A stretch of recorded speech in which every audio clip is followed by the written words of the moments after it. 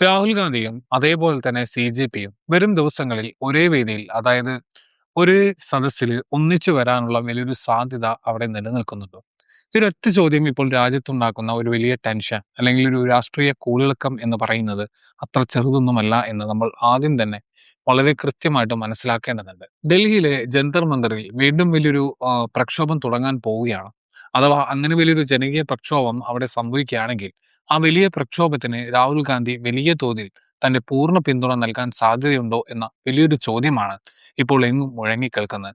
മോദി സർക്കാർ അല്ലെങ്കിൽ ഗുജറാത്ത് ലോബി എന്നൊക്കെ സ്ഥിരമായിട്ട് വിളിക്കുന്ന ആ ഒരു ശക്തമായിട്ടുള്ള വിഭാഗം ഇപ്പോൾ നാല് ഭാഗത്തു നിന്നും പൂർണ്ണമായിട്ടും ചുറ്റപ്പെട്ടു നിൽക്കുന്ന വളരെ വലിയ പ്രതിസന്ധി നിറഞ്ഞ ഒരു അവസ്ഥയിലാണ് ഉള്ളത് എന്ന് നമുക്ക് ഈ സമയത്ത് കാണാൻ സാധിക്കും. അവർക്കിപ്പോൾ ഏറ്റവും വലിയൊരു ഭയമുണ്ട്. ആ ഭയം എന്താണെന്ന് ചോദിച്ചാൽ CJPയും അതേപോലെ തന്നെ രാഹുൽ ഗാന്ധിയും ഇപ്പോൾ ഒരേ വേദിയിൽ അല്ലെങ്കിലും കൃത്യമായി ഒരേ വിഷയമാണ് വളരെ ശക്തമായിട്ട് രാജ്യത്ത് ഉന്നയിക്കുന്നത് എന്നതാണ്. CJP ഇപ്പോൾ സർക്കാരിനെതിരെ, പ്രത്യേകിച്ച് അമിത്ഷാക്കും മോദി സർക്കാരിനുമെതിരെ വളരെ ശക്തമായിട്ട് തന്നെ വാഗ്ദാന ലംഘനം എന്ന് പറയുന്ന വലിയൊരു കാര്യം ആരോപിച്ച് രംഗത്താണ്. ഈ ഒരു പ്രത്യേക സാഹചര്യത്തിൽ ഡൽഹിയിലെ ജന്തർ മന്ദറിൽ വീണ്ടും അവർ വലിയൊരു പ്രക്ഷോഭം തുടങ്ങിയാൽ, അതിന് സാക്ഷാൽ രാഹുൽ ഗാന്ധിയുടെ പിന്തുണ കൂടി ലഭിച്ചാൽ പിന്നെ അവിടെ എന്ത് സംഭവിക്കും എന്നതാണ് സർക്കാരിന്റെ ഉള്ളിലുള്ള ആ വലിയ ഭയം എന്ന് നമുക്ക് പറയാം. ഇനി കൃത്യമായിട്ട് ഇതിലേക്ക് നയിച്ച കാര്യങ്ങൾ എന്തൊക്കെയാണ് എന്നുള്ളത് നമുക്ക് വിശദമായിട്ടൊന്ന് നോക്കാം. കഴിഞ്ഞ ജൂലൈ 20-ന് നടന്ന ചില നിർണായക സംഭവങ്ങൾ നമ്മൾ വളരെ പ്രധാനപ്പെട്ടതായി തന്നെ കാണേണ്ടതുണ്ട്. അന്ന് ഡൽഹിയിൽ വളരെ രൂക്ഷമായിട്ടുള്ള രീതിയിൽ അവിടെ വിദ്യാർത്ഥികൾക്ക് നേരെ പെല്ലറ്റ് ഗണ്ണും അതേപോലെ തന്നെ ടിയർ ഗ്യാസും ഒക്കെ യാതൊരു നിയന്ത്രണവും ഇല്ലാതെ ഉപയോഗിക്കുന്ന വളരെ മോശമായിട്ടുള്ള ഒരു സാഹചര്യമാണ് നമ്മൾ എല്ലാവരും കണ്ടത്. ഈ ഒരു വലിയ സംഭവത്തിന് ശേഷം ഇപ്പോൾ CJPയുടെ ഭാഗത്ത് നിന്ന് വളരെ ഗുരുതരമായിട്ടുള്ള ഒരു ആരോപണമാണ് ശക്തമായിട്ട് ഉയർന്നു വന്നിരിക്കുന്നത്.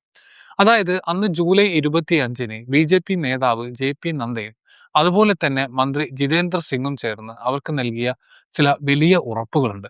അവരന്ന് അവിടെ ചർച്ചകൾക്ക് ശേഷം ഒരു ലിഖിതമായിട്ടുള്ള ഡ്രാഫ്റ്റ് അല്ലെങ്കിൽ അവർക്കൊരു കൃത്യമായിട്ടുള്ള അഷുറൻസ് കൊടുത്തിരുന്നു.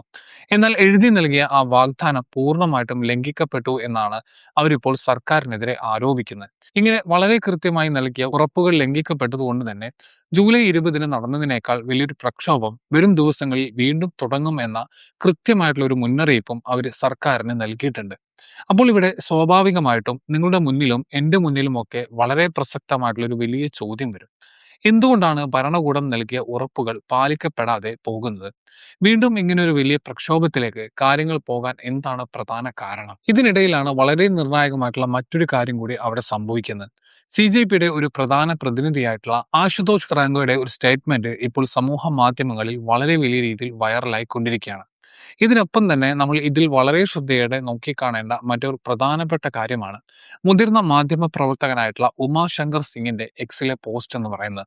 അദ്ദേഹം വളരെ കാലം NDTVയിൽ പ്രവർത്തിച്ച, എല്ലാവർക്കും വളരെ കൃത്യമായിട്ട് അറിയാവുന്ന വളരെ മുതിർന്ന ഒരു മാധ്യമ പ്രവർത്തകനാണ് ഉമാശങ്കർ സിംഗ്. അദ്ദേഹം കഴിഞ്ഞ ദിവസം എക്സിൽ ചെയ്ത ആ പോസ്റ്റിൽ പറയുന്നത് CJPയുടെയും കോൺഗ്രസിന്റെയും പ്രവർത്തകർ തമ്മിൽ വരും ദിവസങ്ങളിൽ ഒന്നിക്കുന്നത് തടയാൻ വേണ്ടി നമ്മുടെ സിസ്റ്റം ഇപ്പോൾ ഒരു വലിയ കൗണ്ടർ സ്ട്രാറ്റജി ആലോചിക്കുന്നുണ്ട് എന്നൊരു ആരോപണമാണ്. ഇവിടെ അദ്ദേഹം സിസ്റ്റം എന്ന വാക്കുകൊണ്ട് കൃത്യമായിട്ട് ഉദ്ദേശിക്കുന്നത് ഗുജറാത്ത് ലോബിയെ തന്നെയാണ് എന്ന് നമ്മൾ മനസ്സിലാക്കണം. ഈ രണ്ടു കൂട്ടരും ഒരുമിക്കുന്നത് എങ്ങനെയെങ്കിലും തടയാൻ അവർ അത്രത്തോളം അലർട്ടാണ് എന്നാണ് അദ്ദേഹം ഈ പോസ്റ്റിലൂടെ ഉന്നയിക്കുന്ന പ്രധാനപ്പെട്ട ആരോപണം എന്ന് പറയുന്നത്. ഇത് എത്രത്തോളം യാഥാർത്ഥ്യമാണോ എന്നതൊക്കെ നമുക്ക് വരും ദിവസങ്ങളിൽ കൃത്യമായിട്ട് കാണാൻ സാധിക്കുന്ന കാര്യങ്ങളാണ്. ഇതിനൊക്കെ ഇടയിൽ രാഹുൽ ഗാന്ധിയുടെ ചാത്രോം കി കൂഞ്ച് എന്ന് പേരിട്ടിരിക്കുന്ന ആ വലിയ പരിപാടി ശരിക്കും രാജ്യത്ത് വലിയൊരു ചർച്ചയായിക്കൊണ്ടിരിക്കുകയാണ് എന്ന് നമുക്ക് കാണാൻ സാധിക്കും. കോട്ടയിൽ നിന്നാണ് ഈ വലിയ പരിപാടിയുടെ തുടക്കം എന്ന് പറയുന്നത്. അതിനുശേഷം നമ്മൾ നോക്കുമ്പോൾ കോട്ട, ഡെറാഡൂൺ, പ്രയാഗ്രാജ്, അതിനുശേഷം പൂനെ എന്നിങ്ങനെയാണ് ആ പരിപാടി വളരെ വലിയ രീതിയിൽ നടന്നത്. ഇതിൽ പൂനെയിൽ അദ്ദേഹത്തെ കാണാൻ വന്ന ആ വലിയ ജനക്കൂട്ടം ശരിക്കും എല്ലാവരെയും അമ്പരപ്പിക്കുന്ന ഒന്നായിരുന്നു. അത് രാഷ്ട്രീയ കേന്ദ്രങ്ങളിൽ വലിയൊരു ചർച്ചാ വിഷയമായിട്ട് മാറുകയും ചെയ്തു. തുടക്കത്തിൽ സർക്കാർ ഈ പരിപാടിയെ വെറുമൊരു സാധാരണ ഷോ ആയി കണ്ട് വലിയ കാര്യമാക്കിയിരുന്നില്ലെങ്കിലും ഇപ്പോൾ അത് വലിയൊരു വിഷയമായിട്ട് മാറാൻ സാധ്യതയുണ്ട് എന്നൊരു വിലയിരുത്തലുണ്ട്. സർക്കാരിന്റെ എല്ലാ കണക്കുകൂട്ടലുകൾക്കും അപ്പുറത്തേക്ക് കാര്യങ്ങൾ പോവുകയാണോ എന്നൊരു സംശയം ഇത് പലരിലും ഉണ്ടാക്കുന്നുണ്ട്. രാഹുൽ ഗാന്ധിക്ക് വിദ്യാർത്ഥികൾക്കിടയിൽ നിന്ന് ഈ ഒരു വലിയ സപ്പോർട്ട് ലഭിക്കുന്നത് ഭരണകൂടത്തെ സംബന്ധിച്ചിട്ട് ഒരുപക്ഷെ വലിയൊരു തലവേദനയായിട്ട് മാറിയേക്കാം എന്നൊരു ആരോപണവും അവിടെ ശക്തമായിട്ട് തന്നെ നിലനിൽക്കുന്നുണ്ട്. ഇവിടെ കോൺഗ്രസും CJPയും തമ്മിൽ സംസാരിക്കുന്നത് ഏതാണ്ട് ഒരേ വിഷയമാണെങ്കിലും അവർ കൃത്യമായിട്ട് ഉന്നയിക്കുന്ന ആവശ്യങ്ങൾ അല്ലെങ്കിൽ അവർ നടത്തുന്ന ക്യാമ്പയിനുകൾ തികച്ചും ഒന്നല്ല എന്ന് നമ്മൾ വളരെ കൃത്യമായിട്ട് മനസ്സിലാക്കേണ്ടതുണ്ട്. കാണുന്നുണ്ട്. CJP ഇപ്പോൾ പ്രധാനമായിട്ടും സ്കൂൾ ടീക്കരോ എന്നൊരു വലിയ ക്യാമ്പയിനുമായിട്ടാണ് മുന്നോട്ട് പോയിക്കൊണ്ടിരിക്കുന്നത്. രാഹുൽ ഗാന്ധി ആകട്ടെ തന്റെ ഛാത്രോം കി ഗൂഞ്ച് എന്ന ഈ പരിപാടിയിലൂടെ ഈ വിദ്യാർത്ഥികളുടെ വിഷയങ്ങൾ വളരെ ശക്തമായിട്ട് ഉന്നയിക്കുന്നുണ്ട്. ഇതിനിടയിലാണ് ഈ പെല്ലറ്റ് ഗൺ ഉപയോഗിച്ച സംഭവത്തിൽ FIR രജിസ്റ്റർ ചെയ്യണം എന്ന ആവശ്യമായിട്ട് രാഹുൽ ഗാന്ധി ഒരു പോലീസ് സ്റ്റേഷന് പുറത്ത് വലിയൊരു ധർണ നടത്തിയത്. സാഹിലിന്റെ കാര്യത്തിലാണ് രാഹുൽ ഗാന്ധിയുടെ ഭാഗത്ത് നിന്ന് ഈ വലിയ നടപടി ഉണ്ടായത്. ഈ ഒരു സമയത്താണ് CJPയുടെ പ്രതിനിധിയായിട്ടുള്ള ആശുതോഷ് റാങ്ക ഒരു പ്രമുഖ ന്യൂസ് ചാനലിലെ ചർച്ചയിൽ വന്നിട്ട് രാഹുൽ ഗാന്ധിയുടെ ഈ ധർണയെ പൂർണ്ണമായിട്ടും പിന്തുണച്ചുകൊണ്ട് സംസാരിച്ചത്. രാജ്യത്തെ ഒരു പ്രധാന പ്രതിപക്ഷ നേതാവിനെ ഒരു സാധാരണ FIR രജിസ്റ്റർ ചെയ്യാൻ വേണ്ടി പോലീസ് സ്റ്റേഷൻ മുന്നിൽ ധർണ ഇരിക്കേണ്ടി വരുന്നത് ശരിക്കും വളരെ നാണക്കേടായിട്ടുള്ള ഒരു കാര്യമാണ് എന്ന് പറഞ്ഞാണ് അദ്ദേഹം അന്ന് ആ ധർണയെ പരസ്യമായിട്ട് പിന്തുണച്ചത്.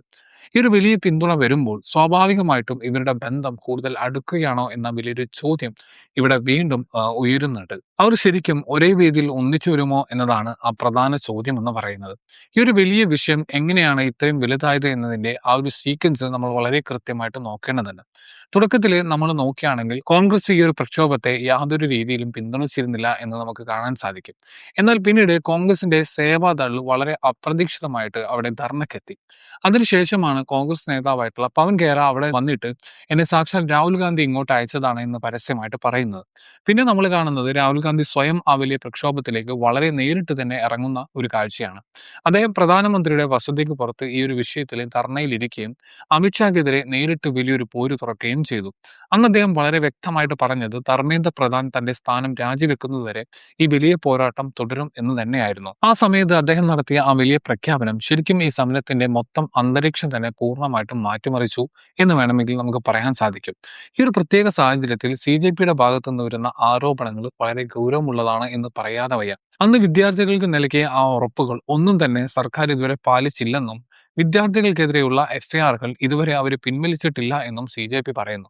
അതുകൊണ്ട് തന്നെ കഴിഞ്ഞ ജൂലൈ 20 നടന്നതിനേക്കാൾ വലിയൊരു പ്രക്ഷോഭം വരും ദിവസങ്ങളിൽ ഉണ്ടാകുമെന്നാണ് അവർ സർക്കാരിന് വളരെ കൃത്യമായിട്ടുള്ള ഒരു മുന്നറിയിപ്പ് നൽകുന്നത്. രാജ്യത്തുടനീളമുള്ള വിദ്യാർത്ഥികൾ വീണ്ടും ഡൽഹിയിൽ അല്ലെങ്കിൽ ആ ജന്തർ മന്ദറിൽ ഒന്നിച്ചു കൂടിയാൽ ശരിക്കും എന്ത് സംഭവിക്കും എന്ന വലിയൊരു ചോദ്യം ഇവിടെ ഉയർത്തുന്നുണ്ട്. ജെൻസി അതുപോലെ തന്നെ ജെൻ ആൽഫ എന്ന് നമ്മൾ വിളിക്കുന്ന പുതിയ തലമുറകൾ ഇപ്പോൾ വലിയ തോതിൽ തെരുവിലാണ് ഉള്ളത്.